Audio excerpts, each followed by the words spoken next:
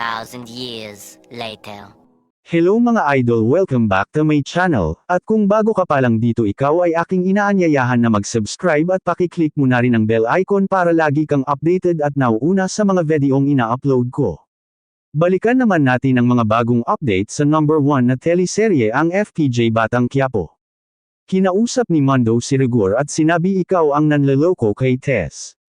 Dahil nakita ni Mondo na naghahalakan sila Lena at Rigor. Kaya kinausap naman ni Rigor si Lena na maghiwalay muna.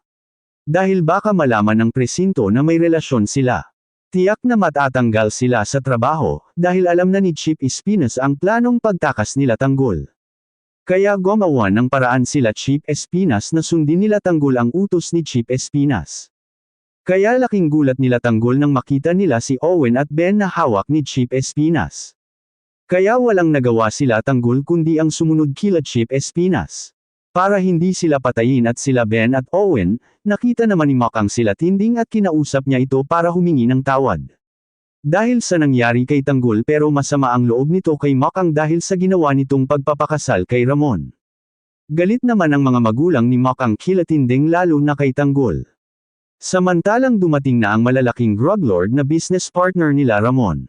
Pero dahil kay Edwin ay nasundan sila ng mga polis sa bodega nila Ramon at nagkaputukan nga sa loob ng bodega. At sinamantala naman nila Tanggol, para patayin ang target. Pero nahuli naman sila Tanggol nila Rigor, pero biglang dumating sila Chip Espinas para sumaklolo, kaya mabilis naman silang nakatakas pero sumigaw si Chip Espinas kaya narinig naman ni Rigor at Mondo, kaya nalaman ni Rigor na si Tanggol ang pumatay sa Red Penex.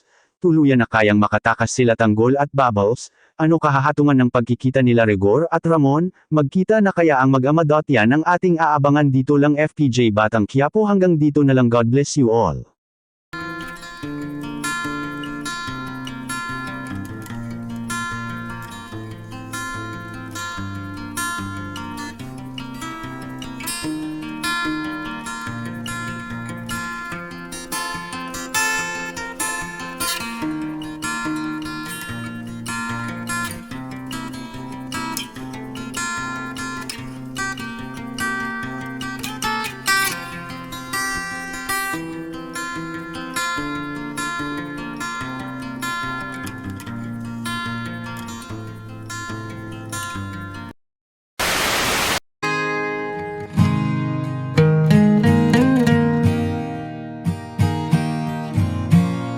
Thank you.